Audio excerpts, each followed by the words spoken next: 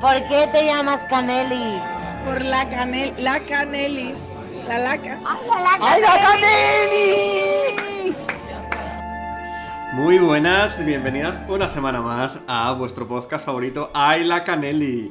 Estamos aquí ya, pues en pleno junio. Ya sabéis que estamos en el mes del orgullo además. Y bueno, esta vez lo prometido es deuda. No iba a dejar escapar tanto tiempo desde su última visita. Y está de nuevo con nosotros Lori Sassi, Juan Luis, bienvenida. Gracias otra vez por traerme aquí. Encantada de estar aquí. De 4 años a unas pocas semanas. Sí, esto es así. Sí, porque ya me conozco yo y como lo deje pasar, al final, pues pasa lo que pasa. Bueno, estás de vuelta. Así es. Como prometimos, vamos a hablar de un poco historia LGTB en los cómics, fuera de lo que serían superhéroes, fuera de Marvel, fuera de DC. Sí. Un poquito más, ese cómic más underground, ¿no? Más... Porque bueno... Tú me dirás, porque tienes tú la batuta. Claro, porque los otros programas que hicimos estuvimos hablando mucho de Marvel y DC, pero es que hay tantísimas cosas LGTB que no son Marvel y DC, claro, que me apetecía un poco hablar del tema. Un poquito de historia también, ¿no? Exacto. Pues nada, empezamos cuando quieras. En el principio. En el principio de los tiempos. A ver, la verdad es que el cómic, como es una disciplina de alguna forma bastante reciente, tiene poca historia... Bastante reciente, siglo XX. Sí, siglo XX, pero avanzado, porque al principio no dejaba de ser un medio para niños. Uh-huh. Y claro, cuando hablamos del tema LGTB, en cuanto es una cosa enfocada a niños o adolescentes, pues menos opciones hay de encontrar algo. Hablábamos además también del Comic Code en aquel episodio de hace 4 años. Claro, es que si encima añadimos eso, porque, bueno, para los que no escucharon el podcast de hace 4 años, episodio 31. Básicamente los cómics tuvieron un momento así de empezar a mostrar y sacar historias para un público más adulto, como en los años 40-50, cómics sobre todo de terror, donde aparecían, bueno, pues personajes de terror, un poco más erótico, etcétera, y empezaba a encontrar un público más adulto. Uh-huh. ¿Qué pasó? Que hubo un señor... Frederick Wertham, que en Estados Unidos dijo, ¿qué es esto? ¿Qué es esto de que Batman esté con un niño y ahí que va con calzoncillos, unas piernas al aire? ¿Qué es esto? Esto es muy maricón. Y entonces hizo un libro que se llamaba La seducción del inocente y todo... Es una J.K. Rowling de la época, sí, básicamente. Okay. Ardió todo, fue al Senado y consiguió que las editoriales se autorregularan a sí mismas para que los cómics pudieran seguir saliendo sin tener presión de las madres norteamericanas. Sí, de los lobbies. Exacto. Y las empresas grandes se inventaron el Comics Code, que básicamente era una autorregulación del mercado. Uh-huh. En aquella época, además, el mercado directo no existía, entonces las únicas formas de distribuir eran a través de grandes distribuidoras que solo trataban cómics del Comics Code. Que tuvieran el Comics Code, básicamente. Claro. Uh-huh. Entonces, claro, el cómic gay, como ha pasado con otras cosas, se nos negó la difusión básicamente por cualquier medio, porque los medios convencionales no permitían que estuviéramos, eran marginales, y la única forma que teníamos de tener algún tipo de representación era a través de cómics más bien eróticos o pornográficos, uh-huh, que a la vez te dejaban un público pues que iba a lo que iba. Sí. Y además lo quería comentar porque tampoco me voy a obviar mucho los cómics puramente pornográficos, porque es una cosa que un universo paralelo. Vamos a hablar de aquellos cómics que tengan bien o que hablen de del tema LGTB desde el punto de vista emocional o de identidad. Uh-huh.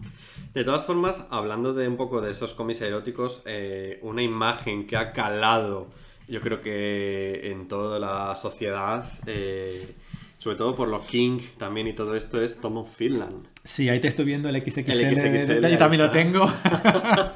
De Tatsen. Exacto. Pero bueno, hay una película, de hecho, que habla un poco de la vida de Touko Valio-Laaksonen, uh-huh, que es este autor que más conocido como Tom of Finland. La película, no sé si la has visto, a mí me dejó un poco de uh-huh, de rabia, porque yo creo que podía haber salido un poco más. Pero bueno, para los que nos estén escuchando y no sepáis quién es, igual sí que os suenan sus imágenes. Son estos hombres hipermusculados, muchas veces como de con uniformes, Exacto. Marineros, policías, moteros. Exacto, todo, vamos, un poco la iconografía que luego en los 80 Exacto, de estilo se como explotó totalmente gay, como pues, marica. exacto. Tom de Finlandia, estos hombres hipermasculinos, estos penes larguísimos y gigantes en los pantalones apretados. Y Tom of Finland no tenía cómics per se, pero sí que tenía historias a través de ilustraciones consecutivas, es decir, ilustraciones que contaban una historia. Hay una recopilación también de Taschen, por cierto, de estos cómics en pequeñito, que básicamente son historias eróticas, sin texto, pero que cuentan una historia, pues el típico mozalbete que se encuentra con el policía en el bosque y bueno, y pasan cositas. Y pasan cosas, Sí. ¿no? Le cachean. Exacto. Claro, todos los fines estamos hablando de años 50, 60. Sí, una cosa así. Por ahí. Sí. En los 80 se desarrolla ya esta especie de estética en lo que son los Sí, colectivos. exacto. Que además yo creo que eran, claro, había estos colectivos también como que abogaban más por la integración heterosexual, rechazaban por completo toda esta La pluma, estética. sí, y vale, todo sí. esto. Entonces, llegamos a los 80, que yo creo que es un momento de eclosión en cuanto a cómic LGTB. ¿Qué nos encontramos? Pues en los 80, como tú dices, es la eclosión y también es un poco el punto en que el cómic vuelve a tener esa opción de estar orientado a un público más adulto. Aparecen canales de distribución alternativos a las grandes distribuidoras, empieza el mercado del cómic de venta directa y eso permite, pues bien de tipo fanzine o revistas autopublicadas, etcétera. La propia Fantagraphics empezó a sacar una serie de cómics como los gay cómics de un autor que luego fue bastante conocido, Howard Cruz. Y, en fin, vemos un poco cómics, un poco amateur, si quieres, la verdad, en cuanto al acabado. Pero bueno, era lo que había. En cambio, en España, yo diría que sí que tuvimos una explosión interesante de cómic LGTB. Porque en los 80, con toda esta revolución que vivimos la post-franquista, transición. exactamente, pero claro, antes de Franco, obvio, no había nada. Lo único que había era Roberto Alcázar y Pedrín. Las lecturas que quisieras darle era lo único que ibas a encontrar. Tenemos entonces esta España en plena transición. Sí. Claro, a mí se me viene a la cabeza, por ejemplo, pues una Anarcoma de Un Nazario, Nazario, por exacto. ejemplo. En España hubo un movimiento editorial un poco heredado de Europa, que son estos magazines que recopilaban de forma capitular diferentes álbumes. Publicaban el álbum en a través de diferentes números. Y esto permitía eran de tono adulto. Y aquí funcionó muy bien este cómic. Hablamos de Cimoc, el Víbora, Zona 84. Entonces, evidentemente eran revistas de corte heterosexual y con un punto erótico, pero la paraguas era adulto. Entonces te encontrabas cómics que eran gays. En el Víbora es donde creo que se publicaba, por ejemplo, los cómics de Ralph Koenig se publicaban en el Víbora. Entonces, sí que hubo bastante cómic. Nazario se publicó también en estos magazines. Entonces, a través de ahí sí que vimos un montón de cómic LGTB. Y Nazario, como tú bien dices, es que es una institución. Para mí, a nivel. De hecho, yo lo pongo un poco. Un referente LGTB del rollo de altura de Ocaña en esa época, ¿sabes? Eran amigas, además. De hecho, es que eran poco, amigas, claro, eran esa efervescencia barcelonesa. Barcelonesa. Y Anarcorma, Alibaba y los 40 maricones, o sea, los libros de Nazario eran maravillosos. Él en sí mismo es maravilloso, porque Anacorma, para los que no sepan, ¿es Anacorma o Anarcorma? Nunca, Yo creo que es Anarcoma. Bueno, whatever. A ver, voy a teclear. Para que no lo sepa, básicamente era una... Anarcoma. Anarcoma. Anarcoma, de anarquía, vale. Era una detective transexual, tal cual, y que se dedicaba a investigar. Y bueno, realmente investigar poco. O sea, al final siempre acababa en una habitación con los señores. Pero, oye, es un punto muy interesante. Yo tengo prácticamente todo lo que han publicado de Nazario, no de la época, porque en la época no compré nada, pero sí que han hecho recientemente un par de ediciones muy chulas de Anacorma. Anarcoma, yo tengo el grande este que Sí, sacaron. exactamente. Y luego hicieron un segundo que eran malas mujeres o mujeres diferentes. Ese o algo también así. lo tengo. Exacto. Y también tengo el del Alibaba, Alibaba y los y 40 los maricones. 40 maricones. Ese está muy guay. Sí. Y otro cómic de los 80, que para mí es... que lo tengo aquí delante porque tú lo tienes. Lo tengo también, sí. Te lo iba a traer de casa, pero pesaba un poco. Digo, no. Manuel, de Rodrigo. Esto es la Biblia Osa. O sea, esto es la Biblia Osa. Tenemos... Y además es una historia muy curiosa porque el autor realmente, que es Rodrigo, es un cómic que no tiene texto. Sin embargo, representa muy bien el Madrid de la época. El dibujo es una pasada. Y me da muchísima pena no tener la edición de la época porque era grande. Ha estado años inencontrable, a unos precios de segunda mano brutales. Y hace poco una editorial sacó una edición nueva, muy chula, pero tamaño pequeñito. Que es la que tenemos ahora todos los maricones. Exacto. Y yo me muero por la primera edición. Y un poco retrata ese Madrid de la época, la cultura osa de la época, por las saunas, el cruising. Es un cómic súper chulo y que además el autor no hizo nada más. Y como curiosidad, este cómic, el autor lo hizo para contar cómo construía una escultura. Escultura que básicamente es la sensación que le evocaba a él Manuel. Ese encuentro que tenía con Manuel, que era un osazo de Madrid. Un tío con barba así moreno, con barba muy peludo. Y la escultura es él sentado y de rodillas otra persona metiéndose dentro de él. Es como esa unión que te metes dentro. Esa escultura yo la pude ver en Arco. Es que fue el año pasado. El año pasado la rescataron. La rescataron, pero Sí. yo la he visto también por ahí en algún momento. Sí, yo tengo Sí. unas ganas de verla brutales porque es una cosa que siempre me ha apetecido ver. Este cómic que tenemos aquí físicamente tiene un montón de historia de esta escultura. ¿Qué pasó con ella? ¿Cómo se dice? Etcétera, que es muy interesante. Vale, o sea que claro, cuando tú me decías, no, si no tiene texto. Claro, el cómic no tiene texto porque luego tiene un montón de intrahistoria, una entrevista al autor, etcétera. Vale, Esto vale. es Biblia. Biblia Osa. O Biblia Osa.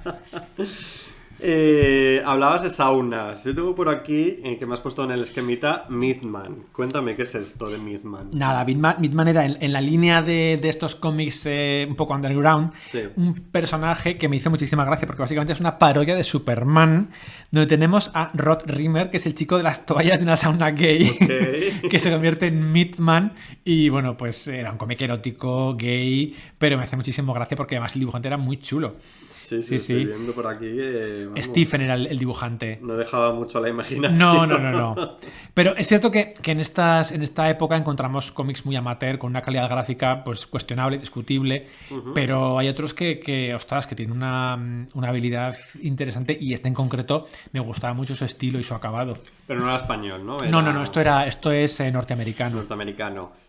Continuando en España en los 80, ¿algo más que destacarnos? No, bueno, a ver, tenemos también en cómic, por meter un poco a la L, Salidas de Emergencia, de Rosa Navarro y Gemma Arquero, que se publicó, y creo que hace poco, ya hace igual décadas, pero en este siglo se publicó una continuación del mismo, sí, sí. Ok, salidas de emergencia. Sí. Ok.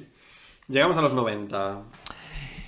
Los 90, a ver, los 90 es una época en que ya, bueno, para empezar, después de la explosión de los 80, los 90 tienen muchísimo todo el tema del VIH, forma parte de... Tenemos aquí Harry, por claro. ejemplo, ilustrador. Exacto. Estandarte de aquella época también. Sí, tiene y es un paraguas que de alguna forma permea en todo.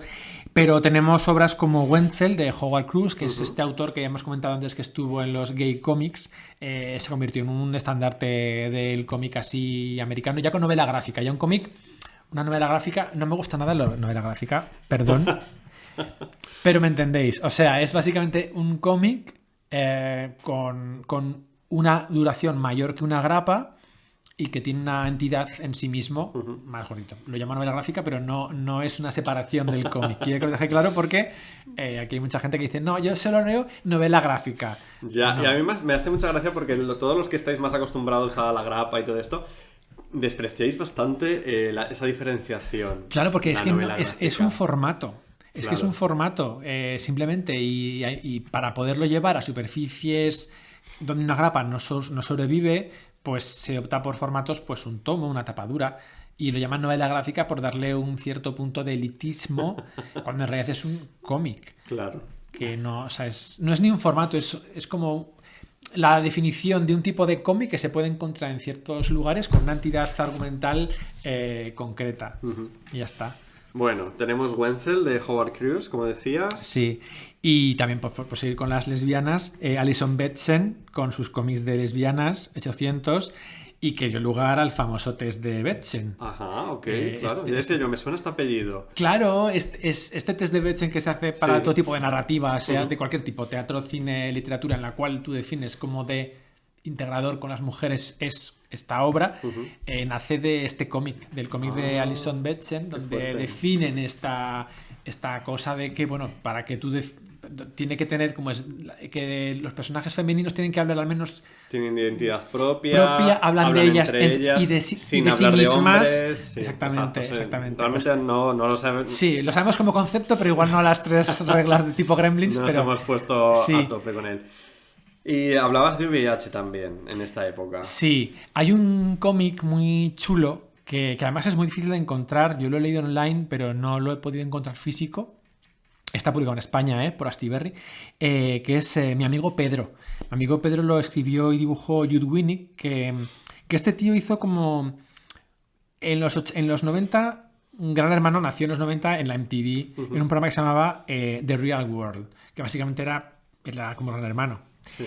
Y en el 94 metieron a un personaje, a una persona que se llamaba Pedro Zamora, que salió del armario como el VIH positivo en el programa. Claro, fue un bombazo, año 94, estamos en pleno boom Sí. de desconocimiento. En plena pandemia también. Exactamente.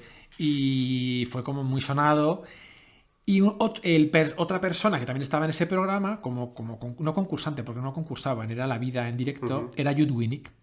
Se conocieron, se llevaron muy bien. Entonces, cuando ya fallece, porque fallece prontísimo, o sea, este programa se emite en el 94 y en el 94 fallece Pedro Zamora y hace un cómic llamado Mi amigo Pedro, que es muy interesante y, en fin, lo que pasa es que es una pena que sea tan complicado de encontrar en castellano.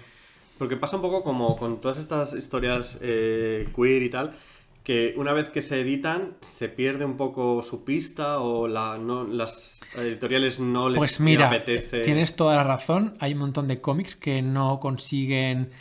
A ver, hemos encontrado ediciones recientes como esta de Manuel, como lo de Nazario, pero ha estado igual 30 años sin ser editado. Claro. Entonces es cierto, lo de Pedro, mira, justamente cuando preparaba un poco el podcast estuve mirando Pedro, mi amigo Pedro, dije, ostras, voy a ver si lo encuentro físico, es imposible.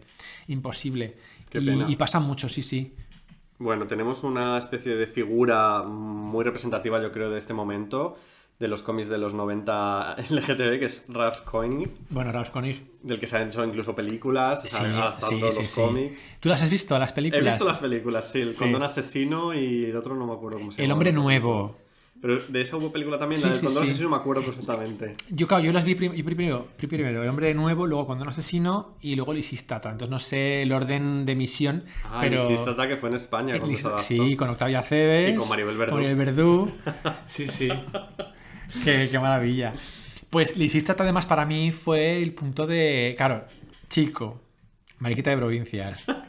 Es el punto en que pude encontrar algo de narrativa medianamente. Claro, lo primero que me compré fue Huevos de Toro y wow, es un cómic brutal. Vale. Y ya desde entonces tengo prácticamente todo lo de Ralph Koenig. Es un autor que me encanta. ¿Qué nos puedes contar sobre él? Pues a ver, es un autor que lleva desde los años 80 haciendo cómics, que se hizo famosísimo por sus dos personajes más emblemáticos, que son Conrad y Paul, que básicamente es una pareja LGTB, que su vida ha ido transcurriendo en diferentes álbumes.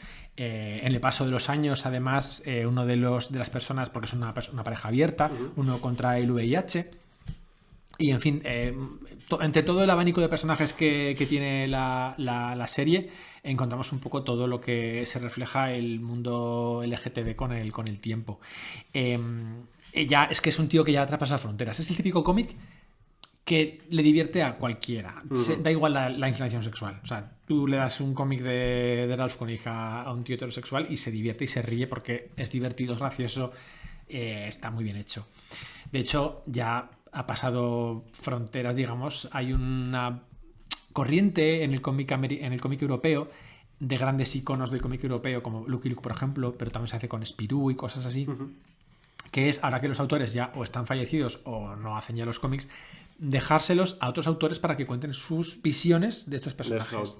En América esto es una cosa muy típica porque los personajes son propiedad de las empresas y los autores van rotando, pero en Europa, como son propietarios de los autores, suele ser el autor siempre dibuja su cómic, por lo general. Entonces es raro esta cesión. Con Lucky Luke lo han hecho. Y Ralph Cohn hace un álbum de Lucky Luke, súper chulo, que no es tan bruto como los cómics que él hace, pero sí que está muy guay. Qué guay. Pero eso es actual, como se Sí, dice, hace como 5 años. Es que el tío sigue, sí. Llegamos al nuevo siglo entonces, siglo XXI. Claro. A ver, mientras que en los años 80 y 90 son cosas como muy concretas para el público LGTB, es decir, cómics que hablan por y para el cómic, el colectivo LGTB, los 90 se democratiza todo. Entonces tenemos cómics que tienen personajes LGTB, que cuentan historias con personajes LGTB, pero que no tienen por qué ser solamente para el público LGTB. Vale. Entonces son cómics más transaccionales, digamos. El LGTB es un elemento más. Es una cosa que yo creo que en el cómic ha funcionado siempre muy bien de hace mucho tiempo, tal vez también por el tipo de público que lee cómic.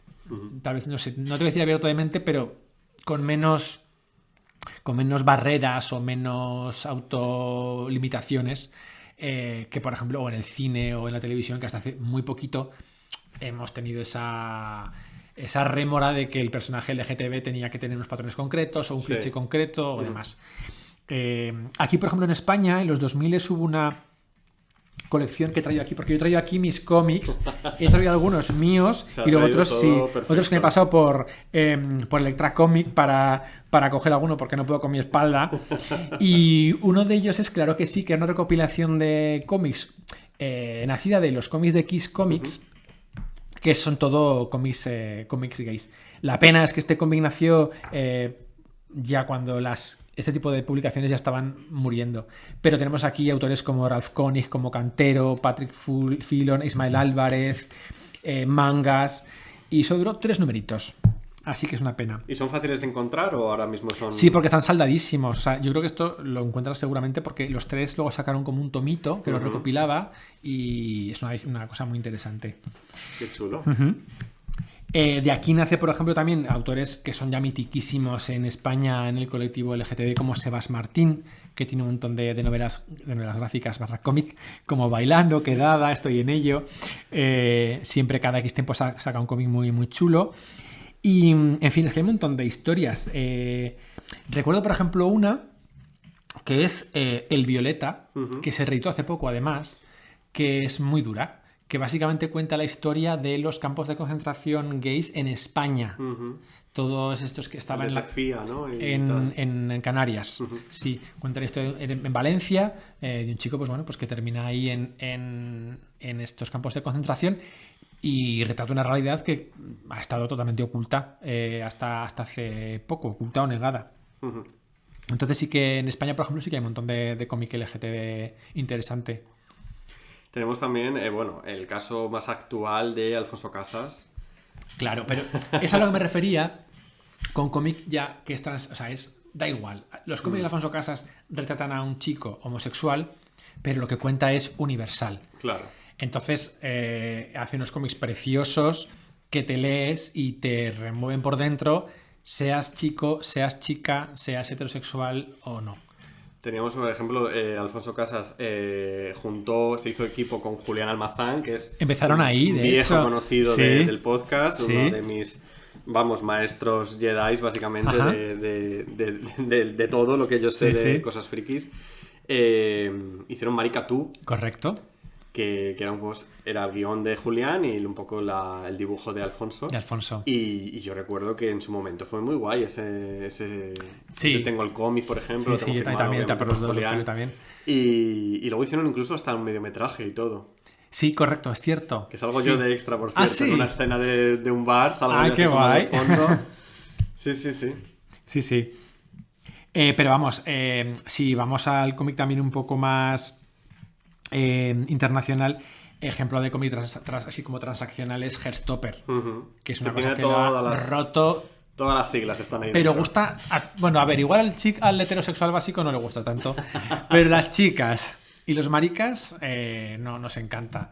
Que además, bueno, a ver el tema de la película que ya anunciaron. Exacto. Que lamentablemente no va a poder haber cuarta temporada, parece. Pero bueno, está todo un poco como en el Ya, aire. la gente es como que le parece una noticia mala, pero a mí me parece una noticia buena realmente, que pase el salto a una peli, al final para cerrar tramas. Me Creo parece... que al final es un medio mucho más grande que una serie de Netflix en la que solo pueden acceder los usuarios de la plataforma. Al final en el cine puede acceder cualquiera que compre una entrada, entonces... Bien, no sé. sí.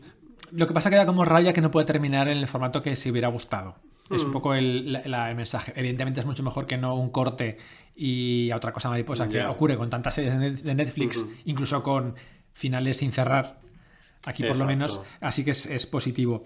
Pero a mí es una serie que me gusta muchísimo porque además empiezas a encontrarte referentes positivos. Es la lectura que te hubiera gustado tener cuando eres adolescente. Porque, por ejemplo, Ralph Koenig, que yo es lo que he leído adolescente, no deja de ser una realidad dura. O sea, Sí. claro, es que es una... Claro, No es una realidad para adolescentes. no, claro, y es dura y te refleja una realidad, un futuro que es el que vas a tener, entre comillas.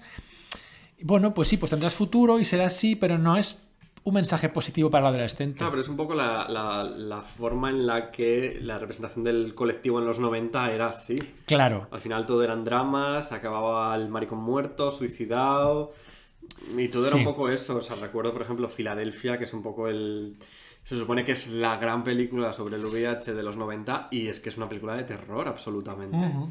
Me refiero que actualmente hemos superado, yo creo que ya esa visión, y bueno, pues Heartstoppers yo creo que es esa especie de nueva visión de que tenemos derecho a finales felices, tenemos derecho a no querer suicidarnos. Claro, es muy guay todo este tipo de historias que además hay un montón, porque yo luego lo comentaré en otros formatos que no son puramente el papel. Encontramos un montón de narrativas LGTB para jóvenes que además a personas como yo, que ya somos de una edad avanzada, casi se nos escapan Claro. porque no llegamos a conectar con esas nuevas formas de narrativas. También hay libros como autoras hay buenísimas. Tilly Walden con Piruetas es un cómic, es un must en el mundo LGTB. Uno que me gusta muchísimo, que es Laura Dean, me ha vuelto a dejar, de Mariko Tamaki y Rosemary Valero Connell, que es el dibujo me flipa a mí el dibujo de Rosemary, y además de Zaragoza ella. Mira. Sí, sus padres creo aquí estoy metiendo una cosa que igual me oirá Rosemary y dirá, ¿qué está diciendo este chico? Creo que sus padres eran chicos, los chicos, y se fueron a vivir a Canadá luego. Eso es lo que creo. Documentos. Y Genderqueer, que es un libro que está prohibidísimo en Estados Unidos. O sea que algo bueno tendrá. Esto no solamente ocurre en el mundo occidental, también hay muchísimo cómic LGTB en el mundo asiático. Sobre todo porque además en los últimos años el manga es como el boom es lo que va a salvar al cómic realmente, el manga.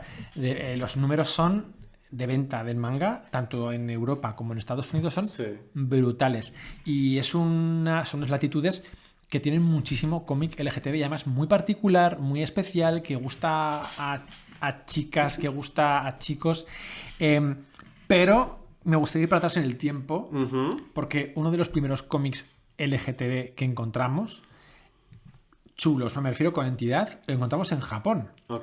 Con, por ejemplo, el mangaka más importante por excelencia es Osamu Tezuka, es el creador del manga como concepto, porque todos los referentes, todas las formas de narrar, un montón de elementos de la narrativa nacen de Osamu Tezuka, que fue, como digo, el padre del manga.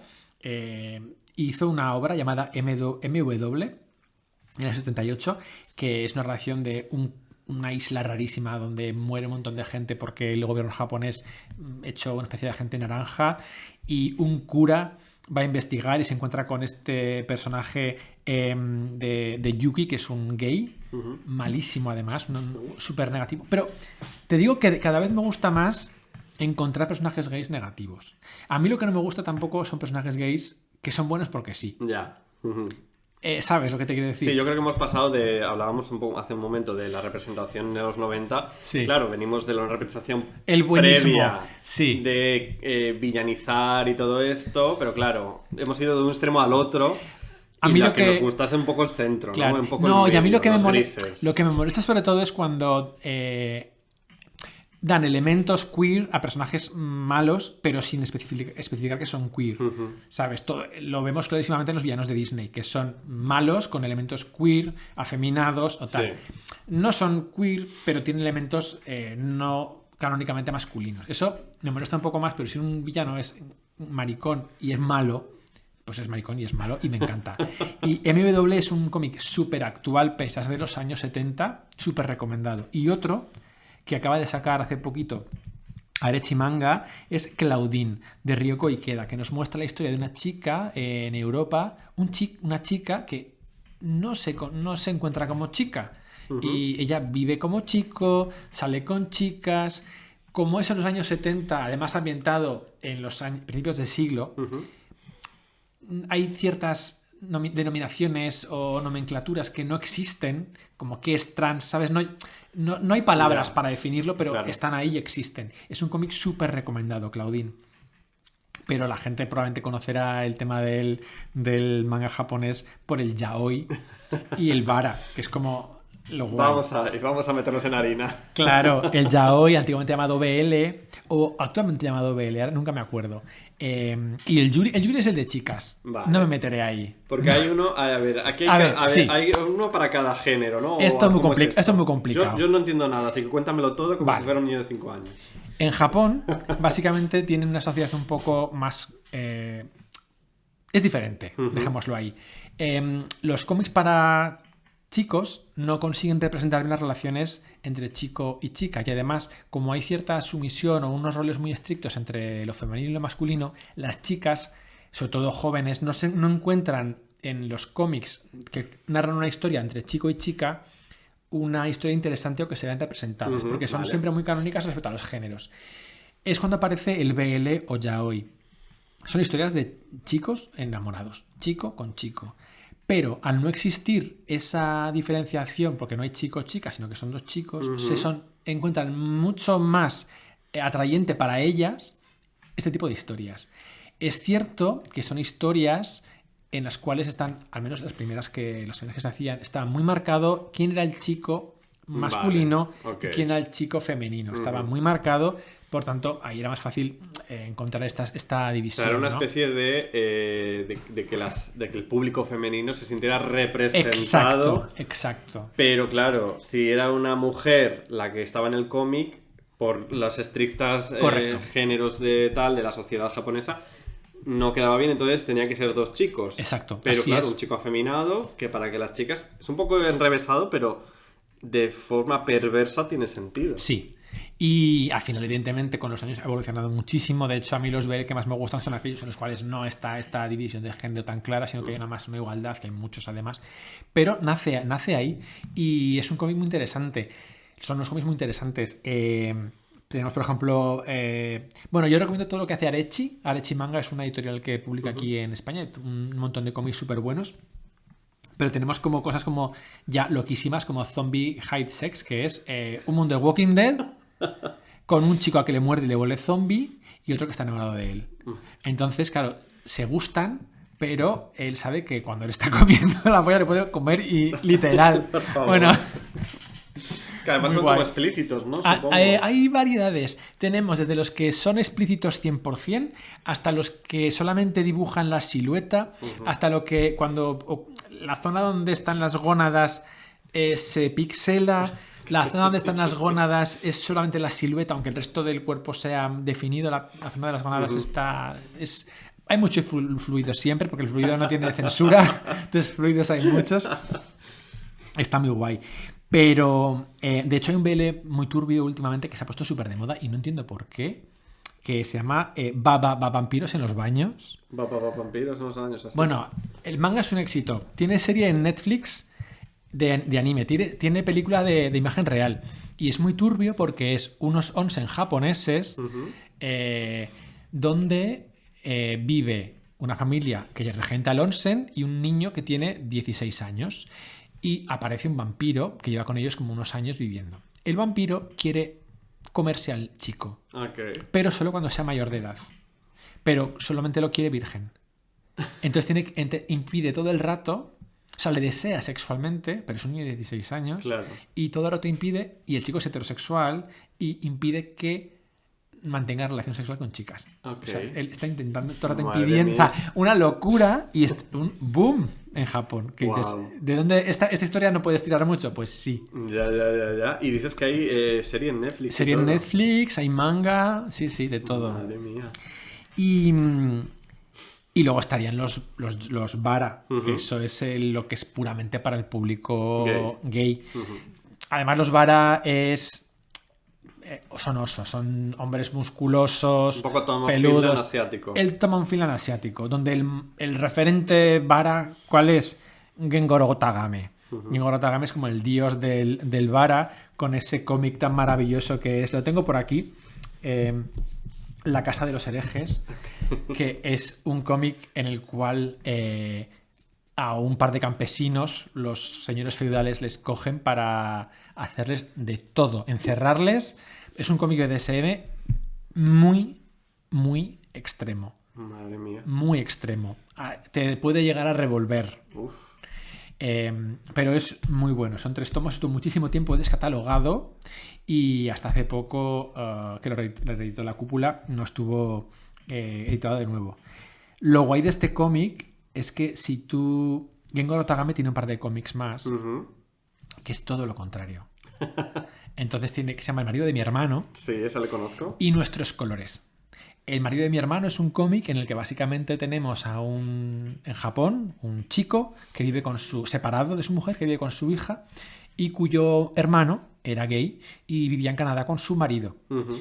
Y esto además, el chico es un poco cerrado de mente, y le costaba esta relación.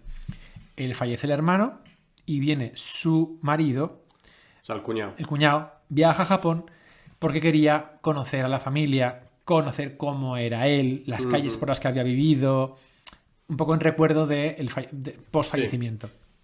Y es este camino de encontrarse el cuñado con el hermano, conocerse, encontrarse, cerrar el círculo, pero a la vez entiendes muy bien cómo funciona la sociedad japonesa, qué problemas tienen. Es un cómic muy interesante, cero sexual, y hay que tener cuidado porque a aquel que le guste Gengoro Tagame porque se ha comprado El marido de mi hermano y vaya a la tienda, deme más, por favor, Y le dan la casa, y le dan la casa de los herejes. Hay que tener mucho cuidado con Gengoro Tagame. El otro que decías, 3 colores, ¿era, no? Nuestros colores Nuestros es una colores. historia también de un chico, un jovencito, que también es gay y que le cuesta un poco salir del armario y conoce a un señor 50 para arriba, que monta una cafetería. Y el señor es LGTB, con un pasado un poco... y es la relación entre ellos dos. Siempre tú cuando lo lees estás un poco con el ojo así a ver qué va a pasar aquí porque porque es un menor con un señor mayor, pero Ya. no, es una relación de tutor mentor y pupilo. mentado, sí. Y es muy bonito cómo transmiten la visión del gay adulto, maduro, que ha vivido un montón de cosas, y el chico joven. O sea, que digamos que este autor es polivalente, ¿vale? Para O sea, es todo. que es todos los extremos. Una pasada. Maravilla. Claro, en Japón tenemos no solamente... O sea, Asia es muy grande. Hay manga y también hay manhwa, Ok. que es el coreano. Y hay un cómic muy chulo también japonés, pero coreano, que se llama BJ Alex, que estoy loco. Mi marido y yo estamos locos con BJ Alex. Ok. Básicamente es un chico que es streamer de porno. Ok. Se llama BJ Alex. OnlyFans. Un De OnlyFans. repente. Entonces se pone su cam y pues delante de los... Y tiene un chico que es súper fan suyo. El chico se pone una máscara en la cara, nadie le conoce. ¿Y qué pasaría si resulta que tu compañero de clase es BJ Alex? Madre mía. Claro, entonces eso pasa.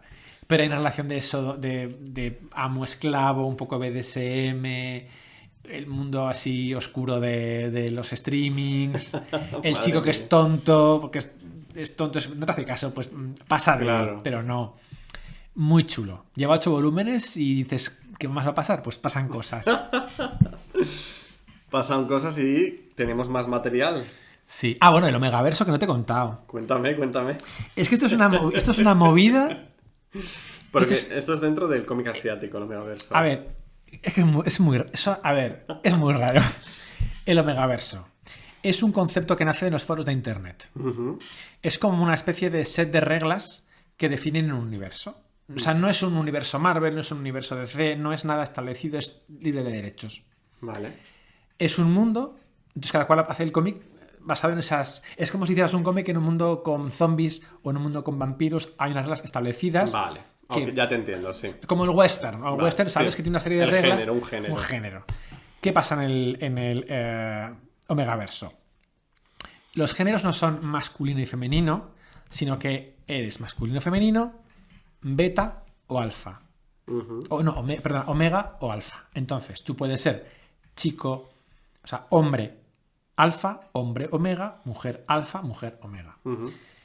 Los hombres alfa y las mujeres alfa tienen aparato reproductor masculino y los... Sí, es que es muy raro. Y los omega tienen... son El reproductor femenino. femenino. Pueden... pero también tienen... O sea, pero si eres chico tienes pene, si eres chica tienes vagina. Ok.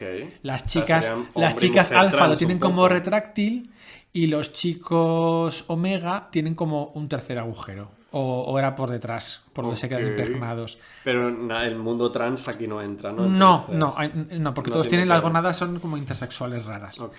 ¿Qué pasa? Que los omega... Entonces vamos a dejar a las mujeres Ujú. porque se centran siempre en los chicos. En los- ¿Vale? Vale.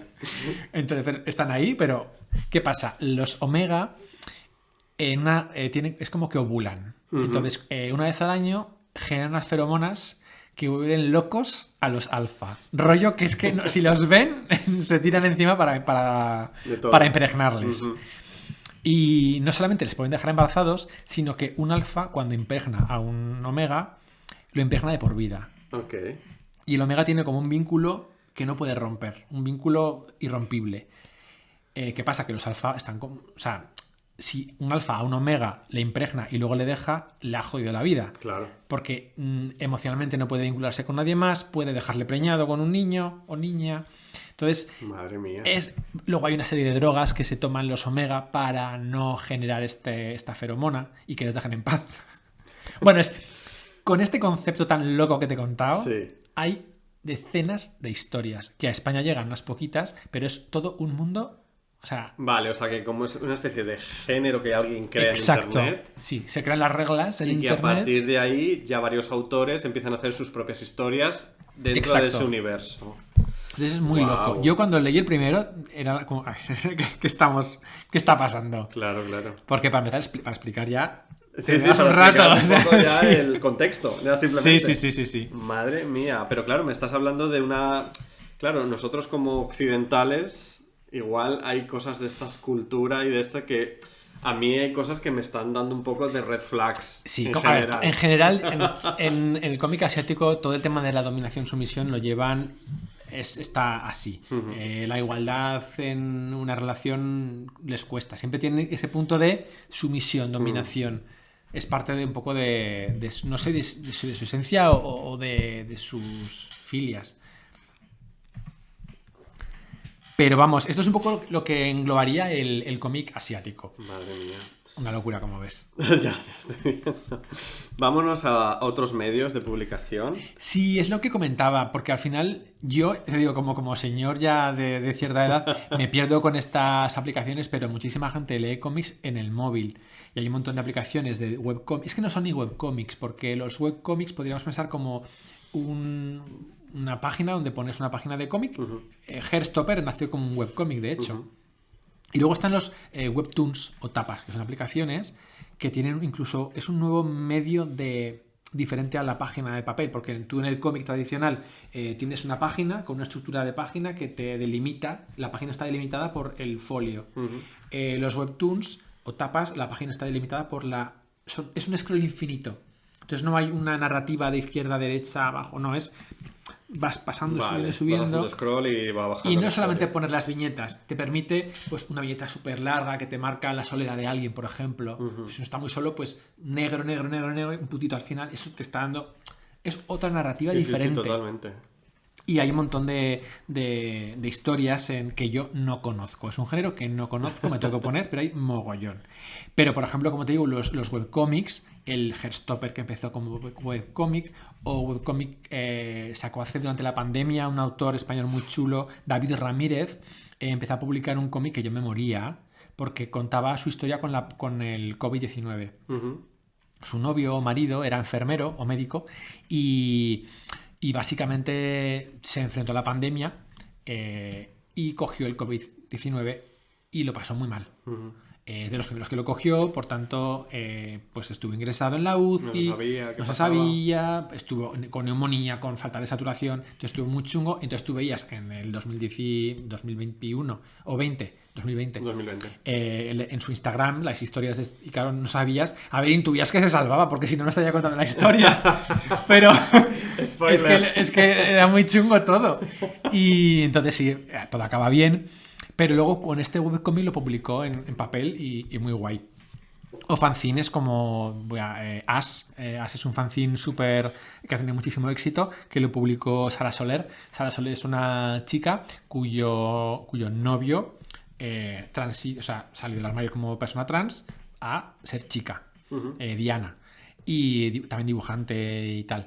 Entonces As cuenta cómo se enfrenta ella al hecho de que su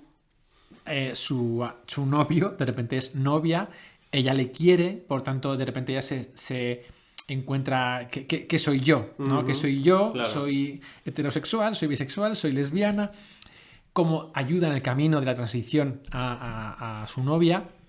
Y salió como fanzine, ganó premios y luego se publicó una versión extendida en un cómic muy chulo también. Es muy recomendado porque muestra de una forma muy dinámica y muy graciosa y muy sencilla, pues todas esas cosas, pues como las dos van al baño por primera vez juntas de chicas. Una acojonada y la otra, pero ven, y cómo lo afrontan, cosas muy, muy guays. Qué guay. Y tenías también, yo en las fotos que me has mandado, me ha sonado alguna celebrity, entre comillas, de redes.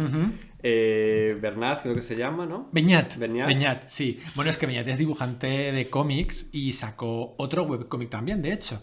Aquí en las nubes, lo que empezó con un webcómic en su cuenta de Instagram, pues al final acabó como un cómic además súper chulo, que recomiendo muchísimo, con un montón de referencias frikis, tanto a videojuegos como a manga.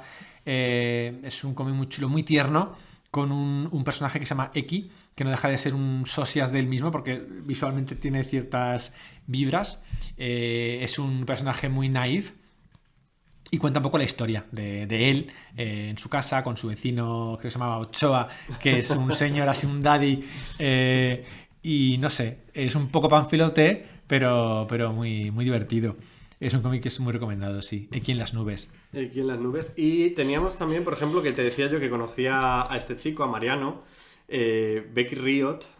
Pero claro, al final es autor marica, claro. Pero que es un poco ya... Claro, bueno, es que si nos metemos ya en autores LGTB, el tema es mucho más amplio. Claro. Pero sí. Teníamos pues eso, quería mencionarle como claro. coleguita. Digo, mira, además, un cómic bien chulo. Sí, sobre bullying y muy divertido. Bueno, para ir terminando. Sí. Recomendaciones, como en el otro episodio. Bueno, vamos a recomendar algunos cómics, ahora que hemos hecho un repaso por la historia del cómic LGTB. Empezaría con X en las nubes, que ya lo he dicho antes, porque es un cómic que me parece súper chulo, súper para todos los públicos, muy divertido, muy bien dibujado. Y otra que me ha fascinado es Rosa, de Gael Guiliner. Acaba de publicar un segundo álbum, Después de Medianoche, que no es LGTB, por tanto lo dejaremos fuera, aunque es precioso. Y Rosa básicamente es en el París de 1920, una cosa así, una trupe de teatro que tiene un teatro y hacen actuaciones un poco burlesque, y el hijo de una de ellas, bueno, pues que le gusta salir de chica y actuar de chica y demás. Un travesti, exactamente. Además, travesti en el sentido de que no tiene esa percepción femenina de sí mismo. Es travesti porque se viste de mujer, pero no tiene por qué sentirse mujer. Y es un cómic súper chulo, muy delicado y muy bien dibujado. Y del mismo rollo tendríamos El Príncipe y la Modista, que este cómic yo lo he regalado 5 veces a todo el mundo que... Pero además da igual que sea joven, adulto, lo puedes regalar a tu sobrina de 9 años, a tu primo de 15, da igual. Voy tomando nota para mi sobrina. El Príncipe y la Modista de Yen Wang es un cómic monísimo en el cual un príncipe le gusta vestirse de princesa y contrata a una chica, la modista, que es la que le hace los trajes, pero todas escondidas. Ah, claro. Es precioso, o sea, es precioso de lágrima. Muy, muy, muy recomendado. Como digo, es que lo he regalado muchísimas veces y lo he dejado otras tantas. Y ya yéndonos un poquito más a cosas más serias, me parece muy interesante traer Que no se olvide, un cómic de Marina Velasco. Es un cómic que sacó el año pasado en la esfera del ensayo y nos narra, de alguna forma, la historia de nuestros mayores LGTB, cómo están ahora, qué vivieron, qué se encontraron. Como te digo, es de la perspectiva del ensayo y, o sea, cuenta la historia de cómo ella, la autora, quiere hacer este cómic y cómo pues, se enfrenta a las entrevistas, a las personas, cómo luego lidia con lo que le han contado, cómo le hace mella o con lo que piensa. Y es un cómic súper interesante y súper... Porque además a mí es una cosa, es un tema que me toca especialmente, el tema de las vejeces LGTB. Sí. Y me parece súper interesante. Y un cómic que te recomiendo a ti, a mí específicamente, Canelli, por lo que sea. Por lo que sea. Es muy divertido. Es Camelia y las Dragalácticas. O sea, es maravilloso. De una chica mexicana que vive en Barcelona, Talía Mendoza. Es muy divertido. Además, tiene un dibujo súper naif que parece que es súper... No, tiene porno. Es muy divertido. Es un poco... Yo lo... Pussy, ¿cómo es? Fast Pussycat. Faster Pussycat que el que. Sí, esa, Faster Pussycat, versión drag. Ok. Ya me lo he en el espacio. Y en el espacio. O sea, es un Vegas in Space, conoce Faster Pussycat. Correcto. Maravilla. Y como digo, para BL, cualquier cosa de leche y manga está guay. Así que esas son mis recomendaciones. Pues nada, solo me queda preguntarte, ¿cómo sacas tiempo para leer todo, ver todo, hacer los vídeos pues no de tu TikTok y tus redes sociales? No tener hijos y un poco de cabeza estructurándome los calendarios. Estoy alucinando, de verdad. Pues nada, muchas gracias, Lori Sassi. A ti por el espacio. Recuérdanos tus redes sociales, que no lo hicimos en el otro episodio. Pues, pero bueno, te conoce todo el mundo. Es realmente. fácil, es Lord Isasi en mi Instagram, en mi TikTok, en Blue Sky, porque X ya no andamos por ahí, y en YouTube. Ahí ando hablando de cómics, con reviews, noticias, un poco de todo. Pues muchísimas gracias por haber estado aquí, recibir la invitación por segunda vez en esta temporada. Sí. Y bueno, quién sabe si una cuarta invitación en un Oye, futuro. veremos. Y bueno, recordaros la Canelli Agenda, cariños, porque este próximo 22 de junio, domingo, estaremos en Burlada, dentro del Travesti Fest, Lumac Travesti Fest 2025. Llevaremos laca y palomitas a la Casa de la Cultura de Burlada. Y estaremos allí disfrutando todas juntas pues de una película maravillosa como es Agun Fu, gracias por todo, Julie Newmar, ¿no? Es con la que yo inauguré mi Laca y Palomitas hace ya más de un año aquí en Madrid. Y ahora pues nos vamos de gira, cariño. Así que nada, en el Lumac Travesti Fest 2025, el próximo 22 de junio, a las 7 de la tarde, en la Casa de la Cultura de Burlada. Y bueno, obviamente también habrá Laca y Palomitas en Madrid, el próximo 28 de junio, Día del Orgullo Oficial. Será por la mañana a las 12 en el Cine Embajadores Río, como siempre. Laca y Palomitas especial Rocky Horror Picture Show. Os espero a todas vestidísimas, dress code total de Rocky Horror, para disfrutar, para reír, para gritar a la pantalla, para tirar confeti, para hacer de todo lo que nos permitan en el cine. Y mucho más, porque luego cogeremos y nos iremos todas a la manifestación del orgullo crítico. Cariños, no os olvidéis que ese es el día del orgullo crítico también. Así que nada, me despido ya con muchos Canelli besos. ¡Mua!